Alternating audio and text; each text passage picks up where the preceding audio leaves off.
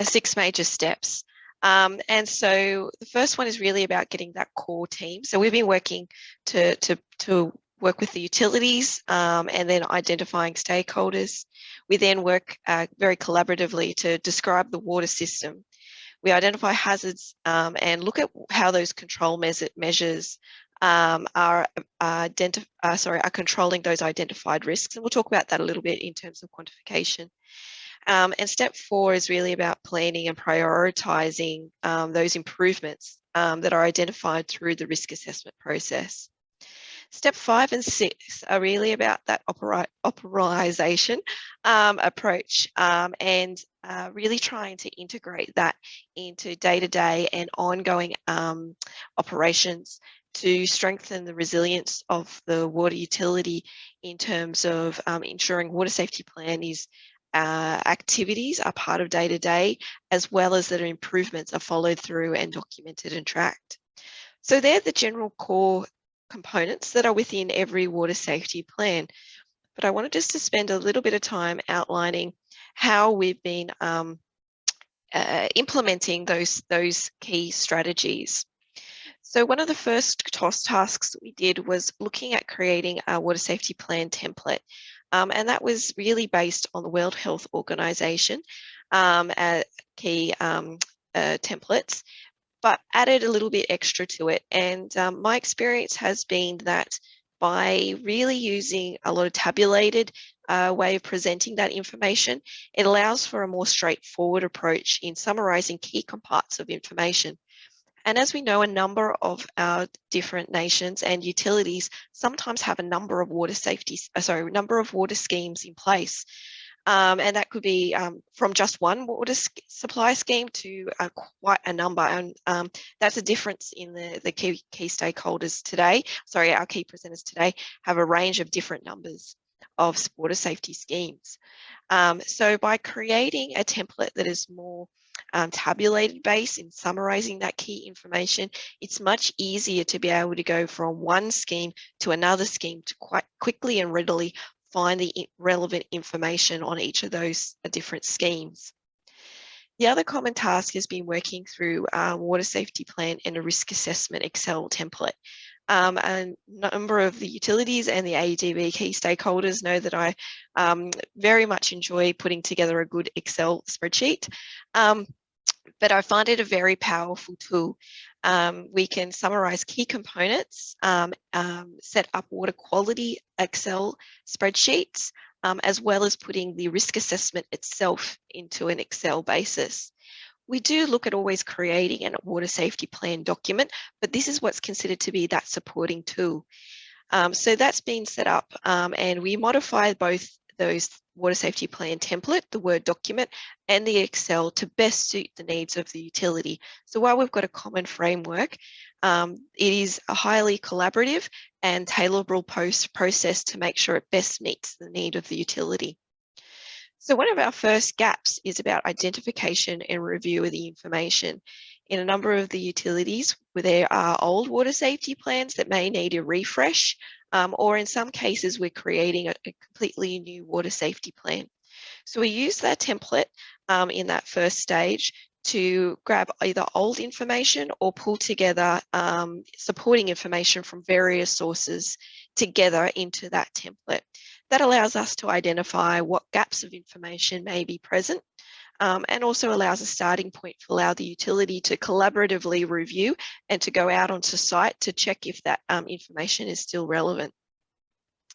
We also been requesting water quality data. As I mentioned, we put that into that Excel basis and we look at trying to review that data to understand statistically how quality, where quality is, where quality might be improved. And we've been able to identify sections within water schemes that may be performing better than others. That first step is a highly collaborative process.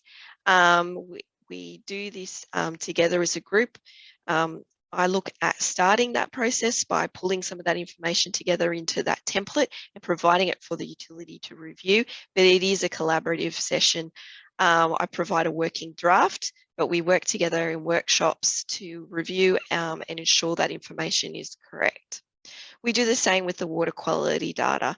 So while data might be sent through and we might need to put it into that Excel format, we then need to sit down with the utility to confirm that the information is representative and also to wonder why there might be outliers or excursions. We then work through again in workshops to do a risk assessment workshop. We look at doing some mapping where risks may be from beginning to end. And then we actually undertake the risk assessment. And finally, then we look at while we've done that risk assessment into Excel, that allows us to create a very active improvement plan where we can allocate responsibilities and timeframes. And we also then pull that into the actual Word document. And then we always look to try to provide ongoing support after that handover, particularly in regards to the ongoing tool. In many cases, it takes time to use, to understand, and to also move towards improvement. So our big outcomes out of this is obviously we get a water safety plan document, we get a review and an update, but we also get the number of working tools. In addition, the other big outcome is being able to prioritise projects for improvement. So this is one of the core aspects towards putting the water safety plan into operation. We try to get that, as mentioned, we try to get that document working, but we also try to create this spreadsheet tool. So we work together to create, and we work towards working with the team on how best to make sure that spreadsheet tool can track water quality, but also provide additional outputs, and that may be assisting with looking at reports and updates, and also to continue to provide support during that process so that we're heading towards a transformation. One of the key things that we're finding from the spreadsheet tool is that it's really important to review water quality for the basis of the water safety plan to identify risks and understand where quality is and where quality could be improved. But the additional benefit of spending some time in terms of creating that spreadsheet tool is that can allow for an ongoing basis. So we've been able to do the statistical analysis and review results for the water safety plan, but we're also be able to set it up so data can be continuously entered after the water safety plan project has been completed. What that does, that allows for utilities to be able to trend results more of a long-term basis to capture seasonal and long-term trends, as well as to be able to put in conditional formatting so that the team can quite quickly see if things are out of the target range, maybe in sort of that adjustment range, or within a red range. So we use a basic traffic light system to be able to understand water quality results and quite quickly and visually pick up outliers.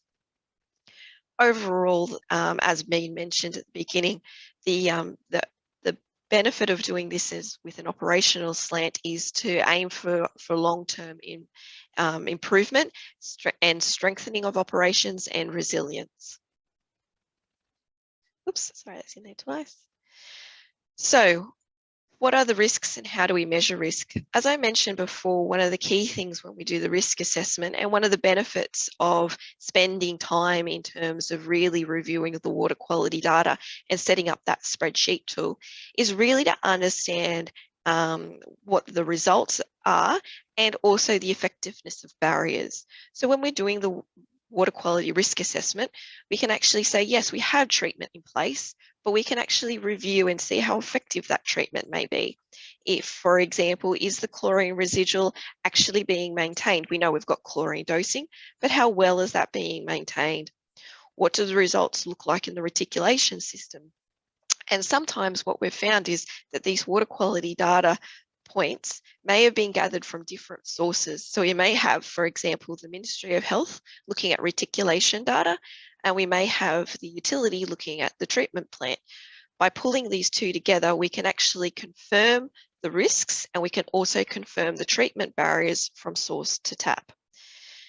We also can look, as I mentioned, about changes in water quality that may not be noted from day to day, such as seasonal conditions. If we get high turbidity events, is this a seasonal event that can be to some extent predicted through knowing that our wet weather seasons are coming up? Is this an occasional exceedance? And we've also looked at reviewing occasional exceedances of why this might have happened.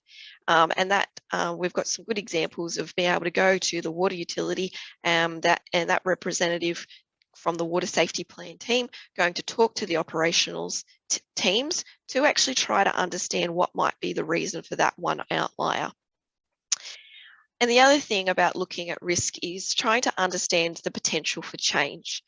We've looked and taken the time to review population to see if the demands on the community may, over time, not be met by the actual treatment capability performance of the infrastructure. So are we going to be reaching capacity?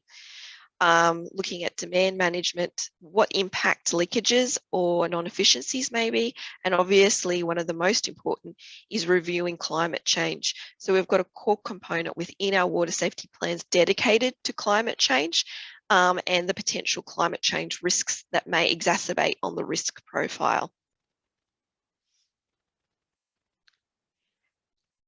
As I mentioned, I do have a love for spreadsheets, but one of the key things that we like to do is, as I mentioned, to quantify, to actually use the water safety plan spreadsheets to start with, to really look at the quality results and if controls are being effective.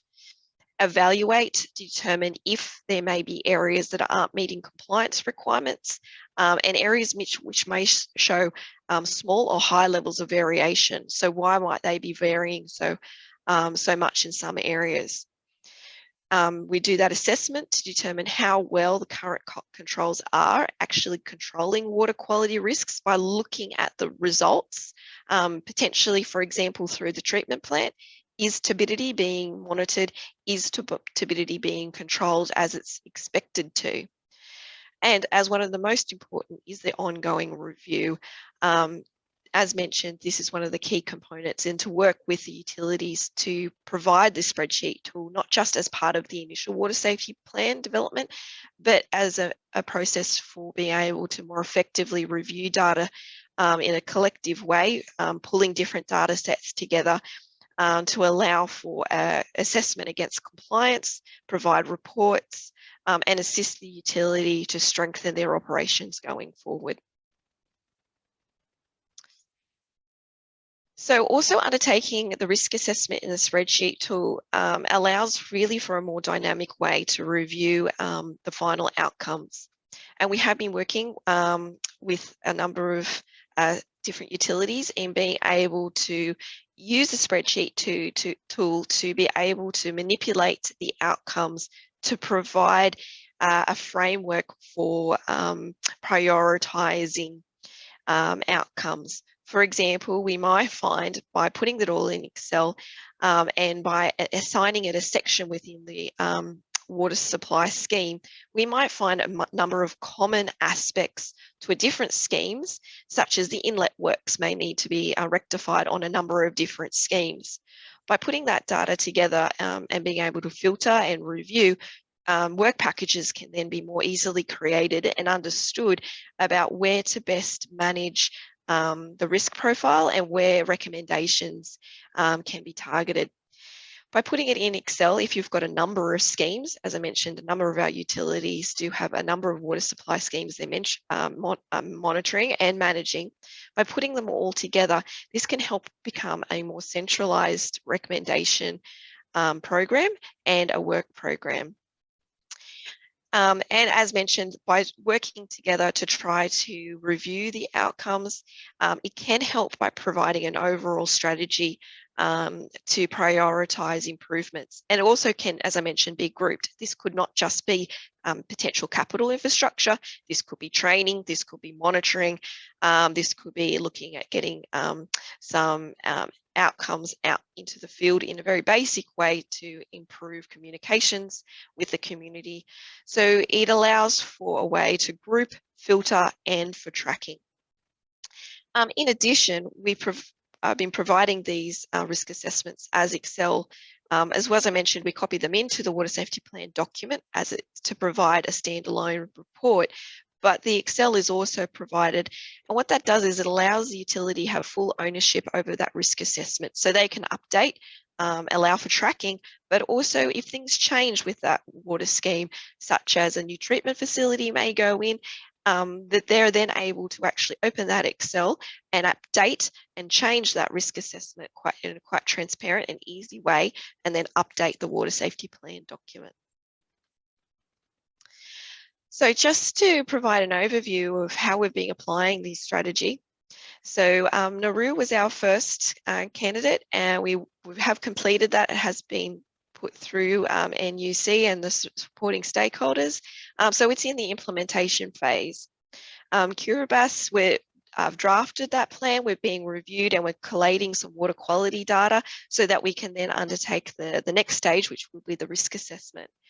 With SWA, we've done the first draft water safety plan and risk assessment. We're working towards finalising that first water safety plan, and then we'll be looking at rolling it out to the other water supply schemes.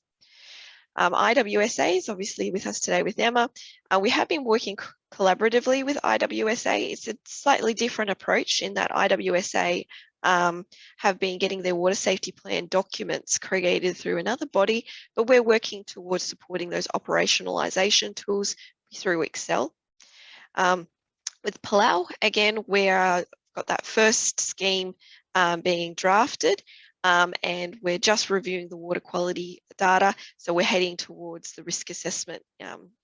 And Niue and Tonga, we're obviously in the stages now of drafting the water safety plan, and we'll be gathering the water quality data. So that's just a bit of a recap of where we are with the current schemes. We are looking to roll this out, as I think Dean mentioned, roll this out to obviously a number of other water utilities, and we'll be expanding my understanding is the program will be expanded as we're moving through. So I might hand over to Carmen if there's any questions in between. It doesn't look like we've got any in the chat yet. Okay. Clara, so everyone's saving them to the end. So we can press on. Carmen, I'll hand over to you. Please let me know if as you'd like the slides changed over.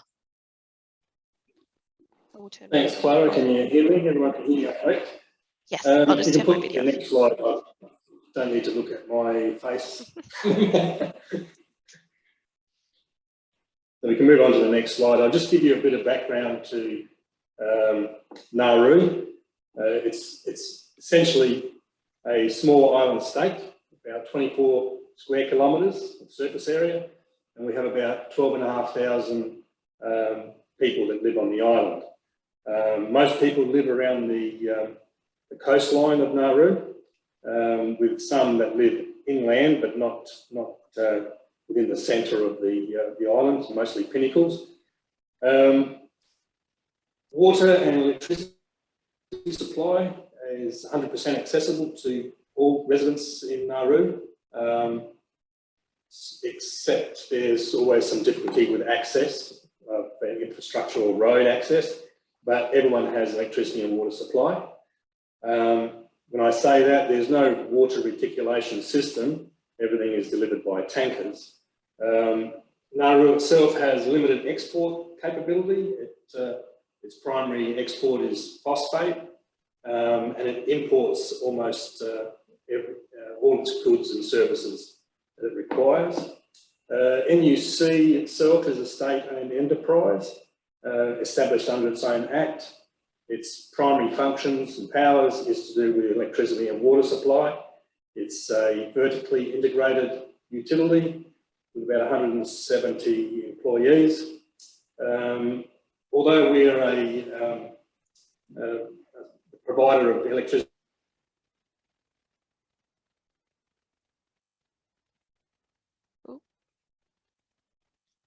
think. Lost audio there, Carmen. In water, we're not the sole provider. We don't have exclusive desalination. We maintain and operate our storage facilities. What's that? No, we've got you back. You lost me for a minute, did you? We did. Not sure where, but I'll keep going, I'm assuming. Yep. Yes? Yes. So, I'll just go through what we produce is through desalination processes in relation to water. We maintain and operate our storage facilities. We dispatch and deliver water to our customers through water tankers. Like I said, there's no reticulation system throughout Nauru. Our responsibility for water services essentially starts at the sea intake and ends at the supply point for customers, which is their rainwater tank or their water tanks. In developing our water safety plan and identifying all the risks associated with the production, the storage and dispatch, as well as delivery of water services, we focused on the areas that we are responsible for within our scope of responsibility.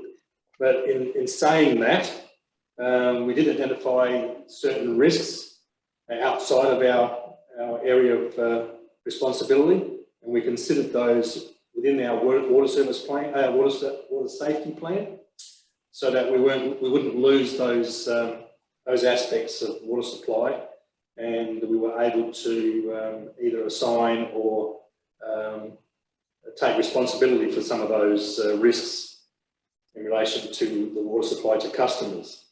As I mentioned, we produce all our water through desal processes. Our water source is directly from the ocean or through a number of wells which are adjacent to the sea intake at our primary plant, which is near the power station in Nauru. The current intake configuration comprises of 2 by 200 kilolitre per hour pumps, with a total demand for the RO plant at around 290 kilolitres per hour. We currently process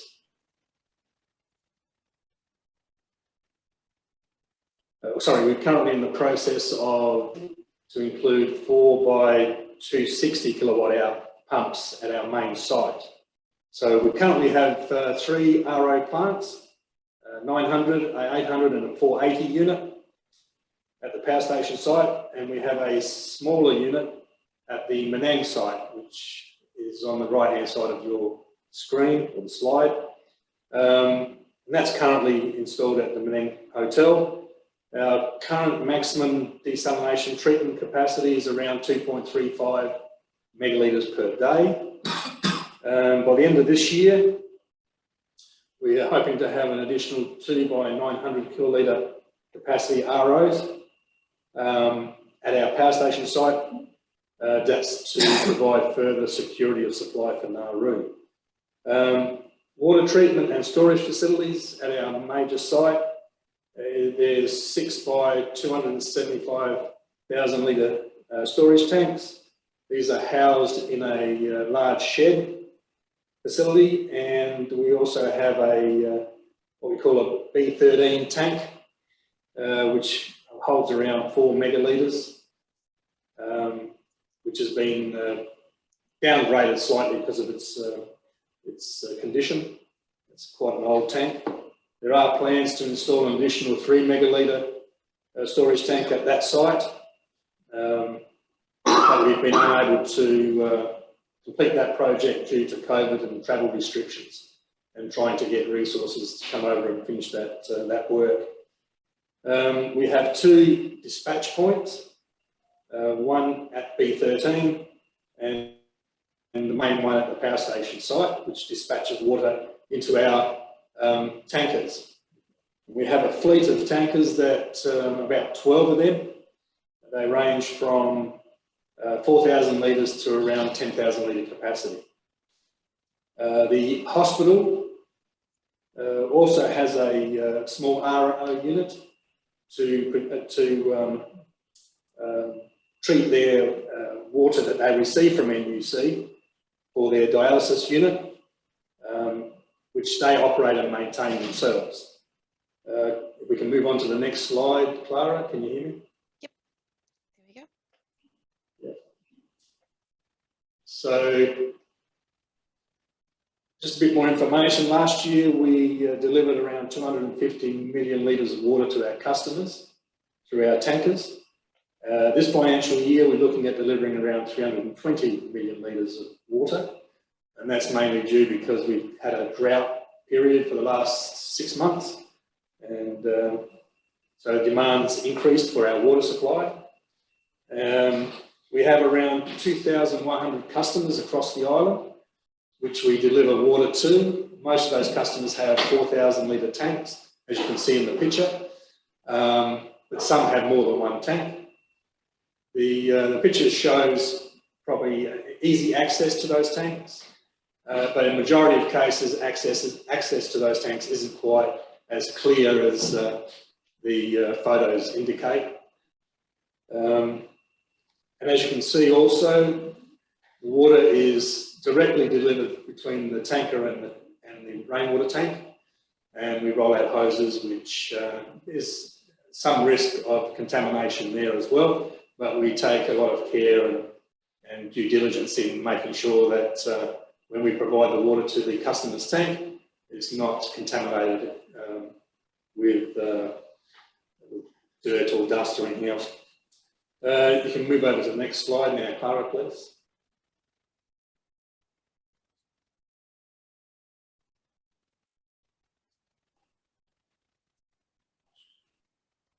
Have we, hello? I've just moved to the risk assessment slide. Can you see that? Yeah, I can't, but I'm hoping everybody else can. It's sharing for me. Yeah, you're right to go on, Carmen. Yeah, it's change over to risk assessment. Yep. So when we developed our water safety plan, we applied a risk management process, as Clara described earlier, and we applied that risk assessment across the whole process, or the supply chain of water delivery and supply to our customers, from the sea intake to the rainwater tank that we deliver to. We identified a range of risks along that process at various points, and we identified potential risks to the quality of water that we either produce or we deliver to the customer. Some of those risks related to primarily contamination, whether it be through sewage contamination or oil contamination, or whether there's wildlife that gets into our water system at some point, or other contaminations like toxins. And one of the major issues here is phosphate dust. So these risks were assessed against the likelihood and the consequences, as well as given a risk rating to determine whether they are low, medium or high, and then we assign mitigation strategies or actions to those risks to keep them to within acceptable levels. So we identified two main high risk areas. One was at the household tank that belongs to the customer, and the other was at the Menem site, where we have currently have a water production scheme that doesn't get treated. With the water tank, the customer-owned water tanks, even though they're outside our responsibility, because our delivery point is where we supply that tank with water, we do sometimes assist customers when they do have contaminated water, either through excessive phosphate dust or from the runoff from their roof that causes contamination in their water, or animals getting into the rainwater tank because they're not completely sealed. So we do assist them in some cases. With the Menem site, we are upgrading that site. with additional storage, with additional production capacity, and we're looking at also including a treatment facility at that site as well. So that's in the progress stage. Next one, that's it. So our water safety plan really identified a number of high-risk areas, which we are mitigating, but it also identified a number of improvement areas as well. So where NUC sort of stops and ceases to have responsibility for the water supply to a customer's tank, we've identified some improvement areas where we can raise community awareness and education in regards to their water usage, where they source their water from. Some source from bore water and rain catchment, so we can raise the awareness and educate the customer on the safe use of that water. Our water safety plan provided an opportunity to collect a lot of data that we and sampling of water quality along the way. So we've been able to use that plan and that spreadsheet that Clara has assisted us with in monitoring and assessing the quality of water, and that information is being used to inform our mitigation strategy and our actions that we take on a daily basis in relation to any of those risks shifting to levels that are unacceptable. In assessing that data also and collating that data, we are able to also inform our preventative maintenance program and our operational plans and activities in relation to water supply. And in addition to that, with other asset information that we have, we're able to use the water safety plan and the risk assessment on the water quality to inform our capital projects or capital program as well, so that we can manage our water supply quality as well as our security and reliability of supply of water to our customers. I think that's about it, Clara. Covered most of the that's wonderful. Yep. Was there any questions? There was a question in the chat for Carmen, just about a question there, Carmen. Do you have an alternative water supply besides the seawater desalination, so large rainwater catchments or anything in case you've got a problem with your RO plant? No, we don't have any other source of water. We don't have any catchments. There's no rivers or streams here in Nauru. If it rains, the ground is very porous. Other than rain catchment, if there is sufficient rain and customers have their tanks connected to their roof, but otherwise we don't have any other source of water supply other than desalination. There's another question for you, Carmen, while we've got you on the floor.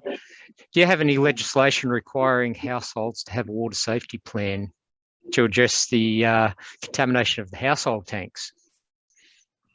No, we don't. We don't have any legislation there. We don't have any water legislation itself or Water Act.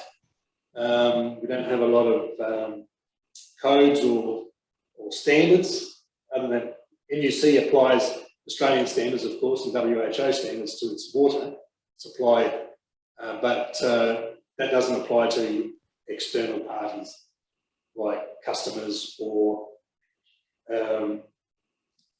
there's no other legislation, no other rules.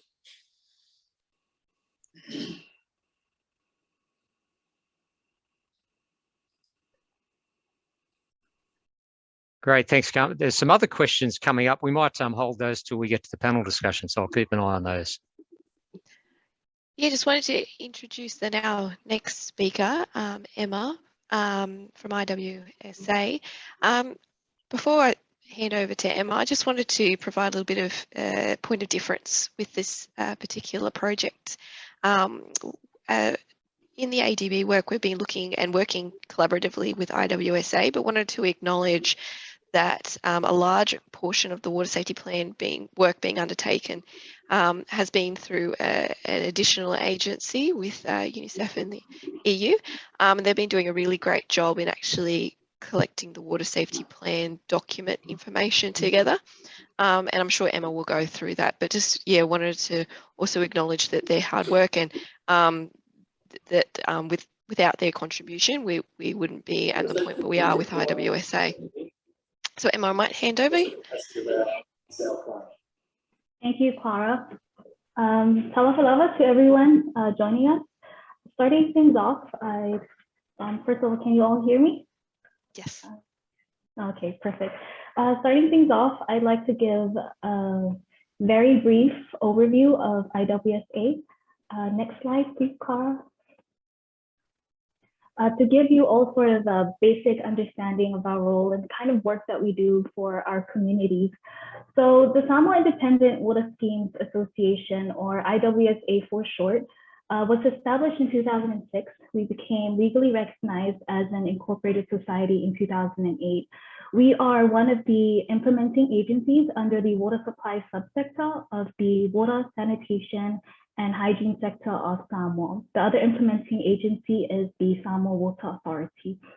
The overall purpose of IWSA is to represent the interests of communities who manage their own water supply. So it's important to note here that we are not the utility service provider, but we do provide a supporting role to all independent water schemes registered under our association. And the kind of support that we offer range from project management to financial management, as well as providing engineering and environmental expertise for our schemes. Next slide, please. So we refer to community-run water systems as independent water schemes. The schemes are legally recognized as the water service providers under the Water Schemes Act of 2015. And under IWSA, we have a total of 26 registered schemes across Samoa, which feed a total of 44 villages. That's about 22,300 people, about 12% of Samoa's population. Each scheme does have a water committee that is elected by their respective village council, and they are the ones that are responsible for the overall operations and maintenance of the water systems. The water committee is our main contact with the scheme. Any request from the community to our office comes through the water committee, and any requests or works that our office proposes for the scheme goes through the water committee. That is basically our working relationship with the communities. Next slide, please. So Samoa has two main islands, Savaii and Upolu. This map shows 20 of our independent water schemes across the island of Upolu. Next slide, please. And 6 schemes on the island of Savaii. Next slide. In May of 2020, we received funding from our main donor, the European Union, to undergo a 2-year project that aims at improving the capacity of schemes to better manage their water resources. And there are many objectives that we have achieved through this project, but one of the key outputs was the development of drinking water safety plans for all our schemes within this 2-year span. So through this funding, our office was able to develop and endorse 23 plans, with 4 still in progress. Prior to these updated drinking water safety plans, we would also like to acknowledge UNICEF, who also assisted us with the development of our previous drinking water safety plans. So here is an overview of some of the water network characteristics that we deal with.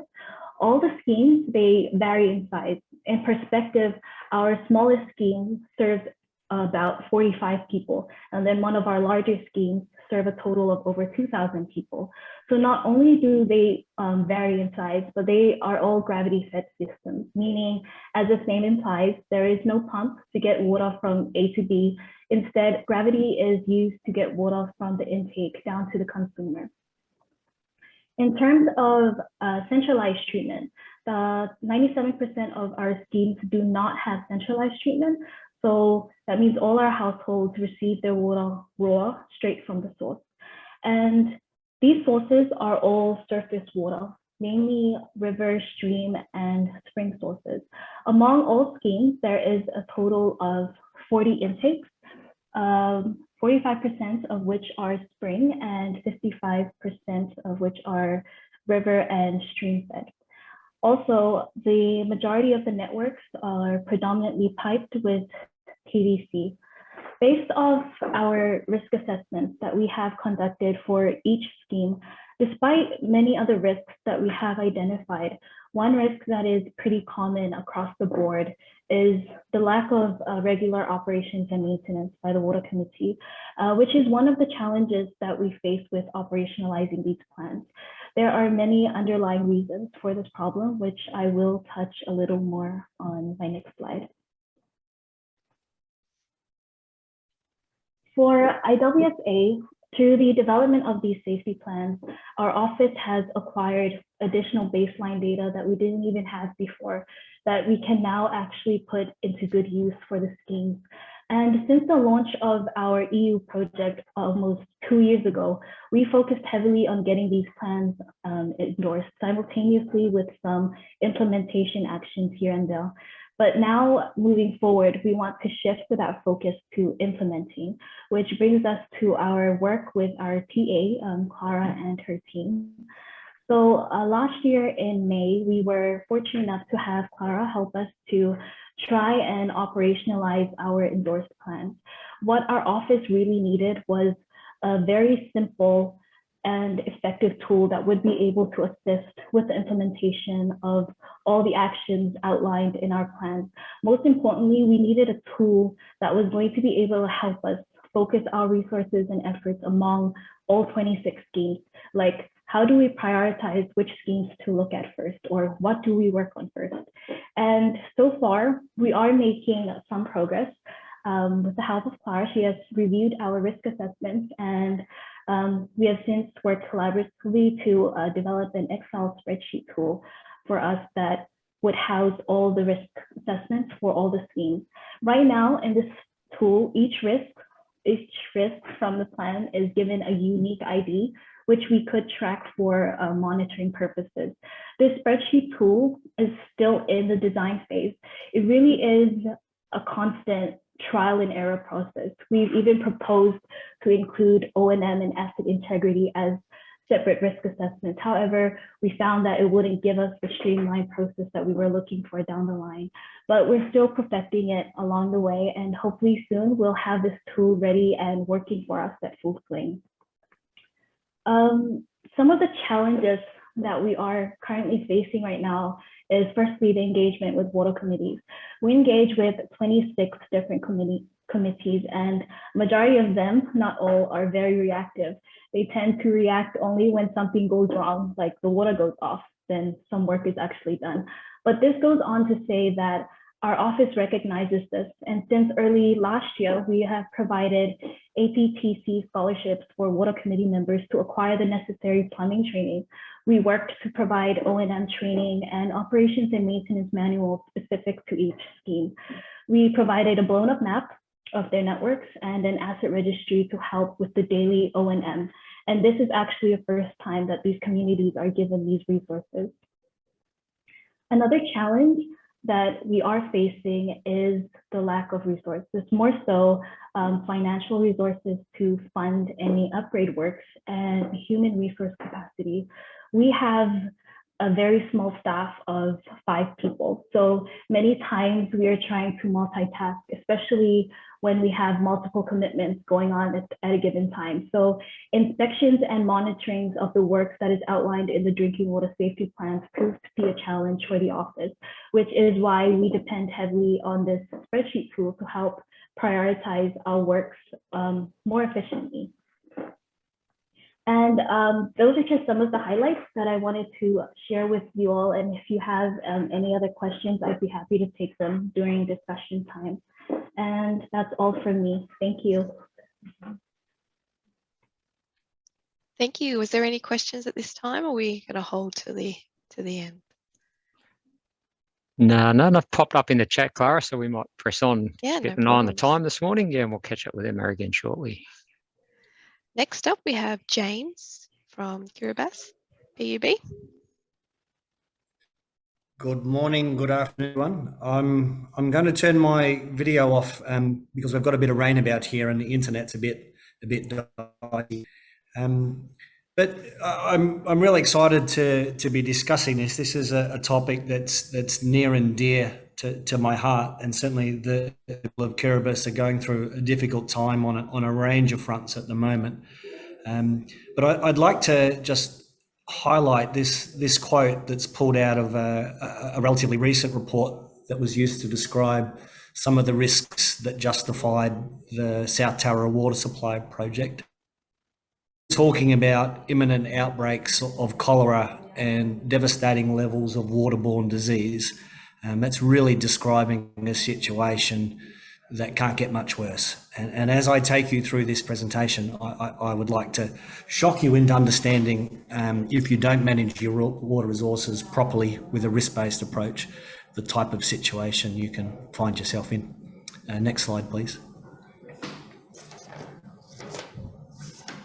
So Kiribati is probably one of the most remote of the Pacific Islands, and the main population centre is South Tara. I'll describe a little bit further along some of the water supply issues and some of the sort of statistics, but if you look at that map sort of from right to left, the main water source is out in the Bonriki area out here, and that's a freshwater lens. That's had quite a lot of sustainability, particularly from a salinity perspective. So as there are issues around climate change and increasing salinity level in that water source, but the main issue really is population pressure, the size of the population and a very limited water supply. All of our water is either pumped from that water lens or currently put through quite a small desalination plant. And just some rough sort of statistics. I was sort of listening to Carmine about Nauru with a little bit of envy. So he's producing roughly 23 kilolitres a day for 12,000 people. I can provide roughly 2,100 kilolitres to 70,000 people. But of that 2,100 kilolitres, 70%, I'll repeat that, over 70% of that water is lost through leakage. And I'll go into some more detail on that shortly. But the other issue we have is that all our water supply is linked to power supply. Our government is in rolling load shedding mode. So at any given time, 1/3 of the population really doesn't have access to power. And when that's the case, they don't have access to water. So most of the population is only accessing a potable water supply for a few hours every day. That little graph at the top, I'd sort of draw your attention to the blue line.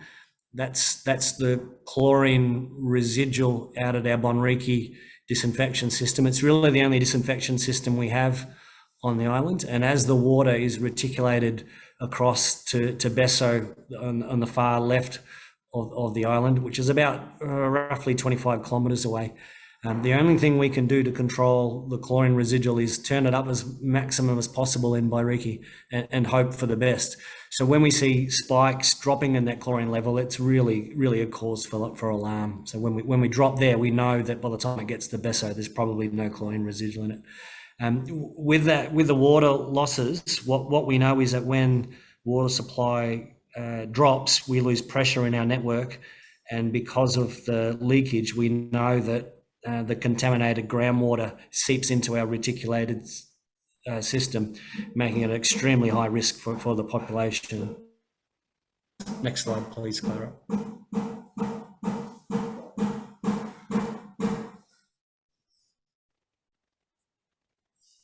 Sorry, I'm a bit of a delay here on the slides. But, okay, so this is sort of a bit of a schematic of our water supply. I mentioned the Bonriki Water Reserve. That's our main water source. If you look at the desalination plant at Takaronga, that's nominally 600 kilolitres a day, but because of our power rationing, often it's only producing half that volume, and has been subject to some significant maintenance issues over recent years. So it's hasn't always been operational, and the go to the hospitals in a state of disrepair and being repaired. So that means that's already a fifth of our water supply. That's I guess impacted by the lack of preventative maintenance planning, and like Samoa, there's issues around financial resources to maintain these sorts of issues. I won't go into too many more specifics there. That's a pretty good description of how this scheme works. Next slide, please.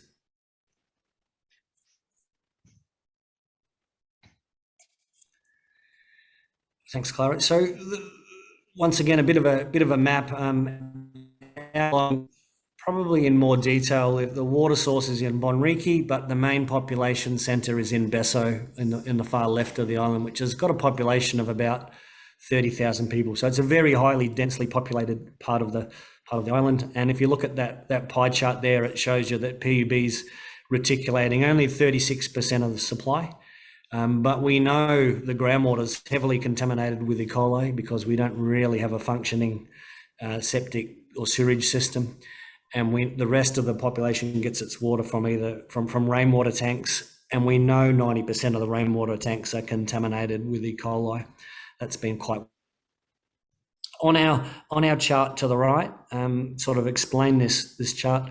That sort of purple line is what we would expect to be the absolute minimum service required of water supply per person, rounded up in megalitres per day. And that green dotted line at the very bottom, that's where we currently are. That's because of all the leakage in the system. And I guess the message here is that the South Tara water supply project is incredibly needed, but even with that project, it really doesn't keep up with population growth. And so it's a very valuable start, but there's a hell of a lot more to be done around providing both the volume of water supply and improving the water quality. Next slide, please.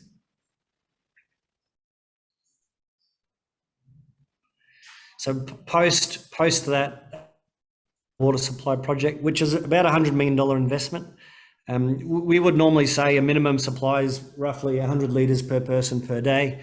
If you're in Australia, the minimum standard you're getting is probably 160 litres per person per day, but most towns and cities would access to well above 200, probably 250 or more litres per person per day.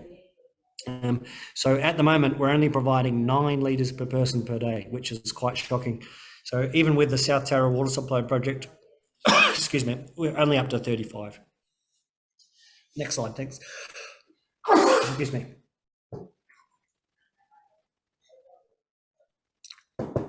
So specific risks that we're sort of working through with the Safe Drinking Water Plan.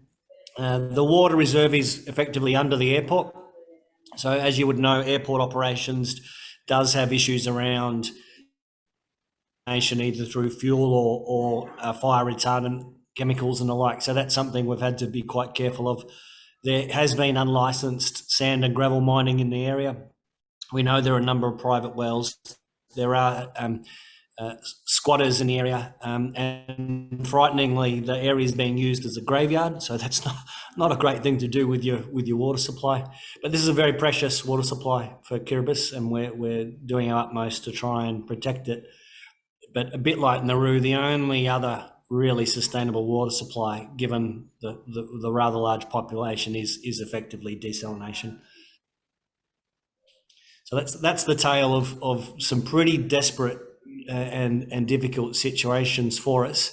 I guess the link to the water safety plan and why that's so critical for us is we've got all these problems. They're huge. How do we focus our efforts? So water safety plan for is both an operational tool, but also a tool to help drive investment decisions. We need assistance from our donor partners, and using this as a tool to sort of address some of the risk-based spending. I think whether we're talking to DFAT, MFAT, ADB, World Bank, and others, it's a very valuable tool for us to try and get the best return on those investments. So it's really critically important. Thanks, Clara. It's probably the topic.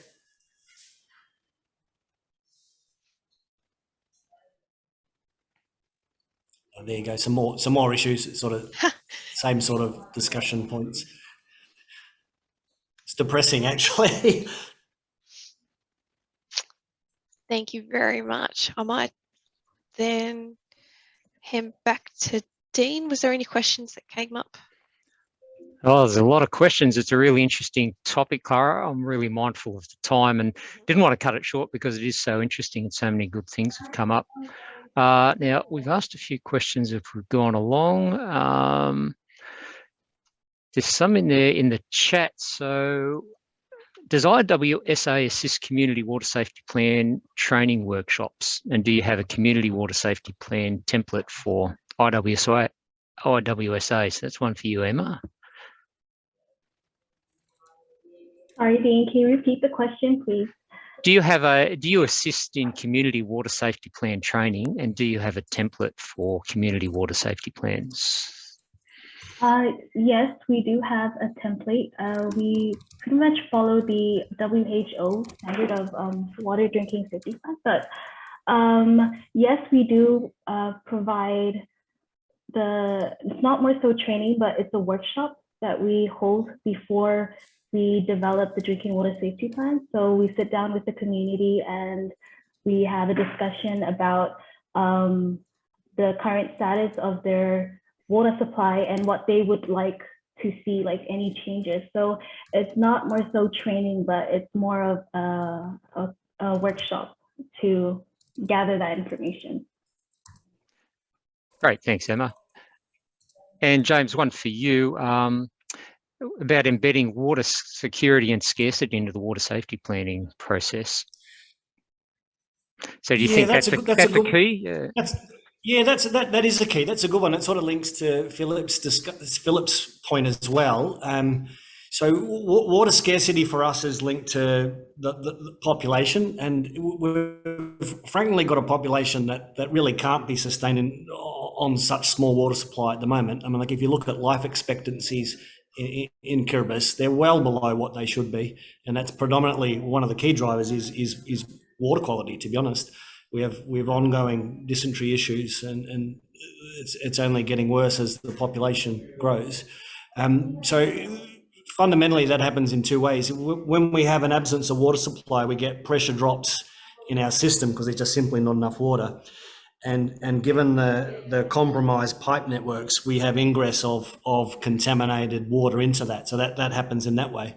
But probably more critically is the sanitation infrastructure here is also in a pretty bad way. Open defecation is widely practiced, meaning that pretty much every water source is contaminated. No ability to remove that fecal contaminant. So it's very poorly managed in that regard. So as population grows, it creates scarcity, but it also contaminates the other elements that you need to consider. Great, thanks, James. I hope I haven't missed any questions. I'll go back and have a look through those in a second, but we've got a couple there for the panel discussion, and we are running a little bit short of time, but one of the things that I've noticed come up in discussions is where that boundary sits between the water utility and other sources of water supply. So I think in Nauru, there's a great example there of how the utility can provide a high standard of water, deliver it to a customer, and then it goes into a tank before it gets used. So how do we identify and address the risks that sit outside of the boundaries of utility? So I'll throw that to the panel. I don't know if maybe Carmen, you had any thoughts on that?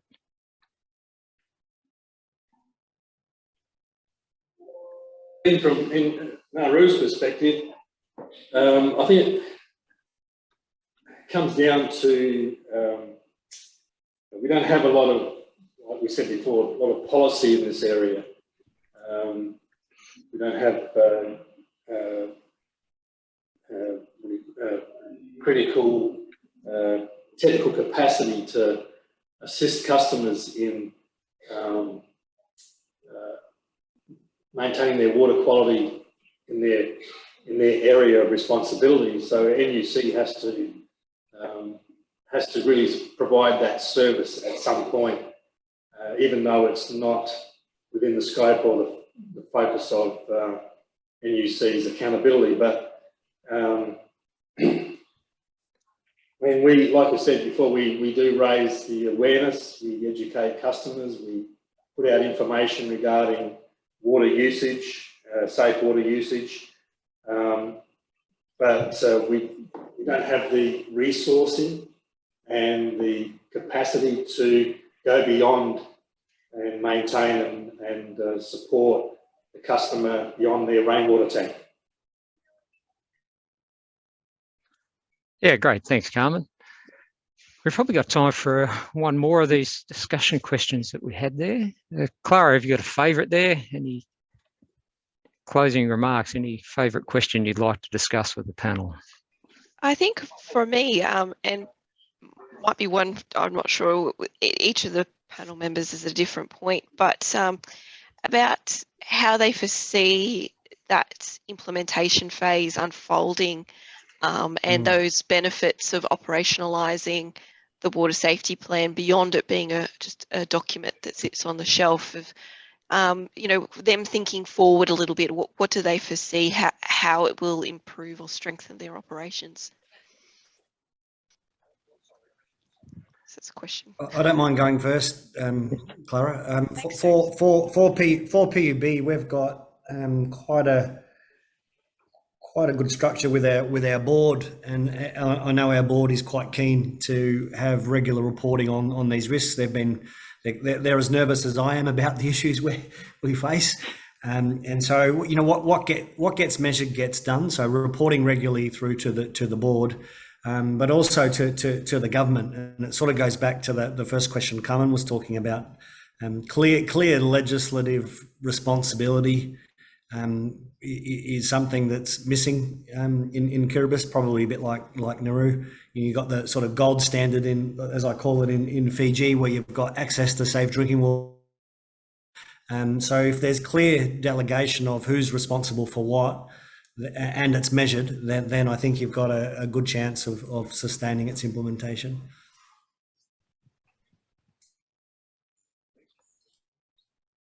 Thanks, James. What about you, Emma? Any closing thoughts on the key lessons? Because you've been working with the UN as well as our UNICEF for quite a while now on water safety plans, and we've picked up, I think, and helped with some of the implementation work to make it an operational tool. Have you got any other closing thoughts on what you've learnt now over that journey? Thank you, Dean. I guess one of the key lessons that we've learned from these drinking water safety plans and the ones before that is it's the importance of documentation and monitoring, because we have not only are we short-staffed, but we need to give the communities that sense of responsibility to sustain, in order to sustain their water. We really try and enforce that mindset that you are responsible for how would I put this in words? For clean, safe drinking water. And what we really do is we just support them. We support these communities in that. Yeah. So I guess the main lesson there is really documentation and monitoring. Great, thanks, Emma. I think we've got time for one more question here from Jing Min from ADB. So Jing Min's asked the question to everybody. Interesting to get everyone's thoughts if you want to drop it into the chat. But for our panel there, due to climate change, traditional water sources, water resource becomes less and less reliable. What do you think the impact is on water safety from climate change? Is that something we're looking at in the water safety plans? Clearly clearly, particularly around salinity of things like freshwater lenses, as they become increasingly compromised, it does mean that other supplies, I mean, like places like Kiribati and Nauru, sounds like we're already there. We you know, it's more desal or nothing. So there's not a lot of choice in our countries. Yeah, and I think I see your comment there, James, and I think that's right. It's potentially different for every country. And this year, I think a lot of us have seen really variable rainfall. It's been really wet here on the east coast of Australia, and maybe not some droughts in places in the Pacific that haven't seen them. So, yeah, I think it's a reality we're going to have to deal with. Look, I'm really mindful of the time. Clara, could you just bring the next slide up, and I'll put a plug in for our webinar. So I sent an email out about our survey. So you should have a link to it, and we're after responses by the end of this week if we can. It really helps us focus the effort that's and the webinars, and get your feedback on the things that you'd like to have future webinars on. So we'd really appreciate it if you could jump in there and just spend a few minutes to give us your thoughts on the webinars, how they've been going, and the things that we could do in the future. When you click on that link, it might come up and ask you to say it's a suspicious link and give you the opportunity to analyze it. So that's a browser setting, and a lot of security systems do that. So if you analyze that link, it'll say it's safe and go forward.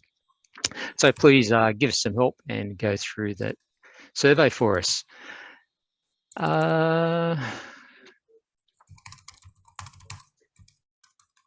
put the survey, yeah, Maria's put the survey link in the chat there, so you can grab that. So yeah, please help us out there.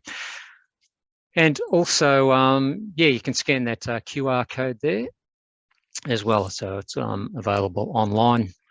So that's probably it from me. So again, I'd love sort of thank our presenters. I found that really interesting. I've been involved in a lot of those water safety plan discussions, and it's a fascinating topic. And really, I'd like to acknowledge too the support we've had from the utilities in doing that. And in a lot of cases, we're building on previous work too. So I'd like to acknowledge all the previous work that's gone into the water safety plans, and it's really makes our job a lot easier if we can do updates and build on that previous work that's been done. So thanks a lot, everyone, for joining us. Dean, sorry to interrupt. Yes, Maria. If we could get a group photo, that would be really great. Yeah, sure, we can do that. So if everyone can turn their cameras on. And stop sharing screen, then we can see everybody's lovely faces. So that'll be Clara. There's your face. Gotcha there. We had a big turn up today. So if we can turn the cameras on.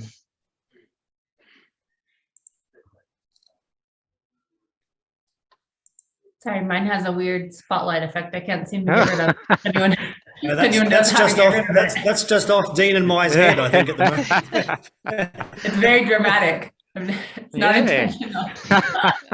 That's a way to highlight yourself, Vivian. Well done. How do I get rid of it? Keep it. That's great. It's not a bad effect. Could be worse. Yeah. There's okay, a couple of pages today, so it's taking a while to take the photo. Sorry, everybody. There's just so many participants. I really appreciate all your questions and engagement today. And as our DDG said earlier, this webinar series and this TA is for you. It's demand driven.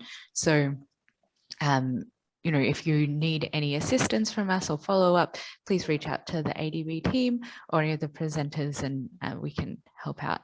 So I think those are all the pictures. I think Lass is also helping me take pictures. So I think we're sorted. Great. So I think that's it for us today. So as Maria said, please reach out to us if you'd like to discuss water safety plans or any other topic. And I really appreciate your feedback in the survey so we can target and meet your needs for future webinars. So thanks for joining us, everyone. We'll talk again soon. Thank you. Thanks to the presenters as well. It was really excellent. Thank you. Thank you. Thank you so much. Thanks, Steve.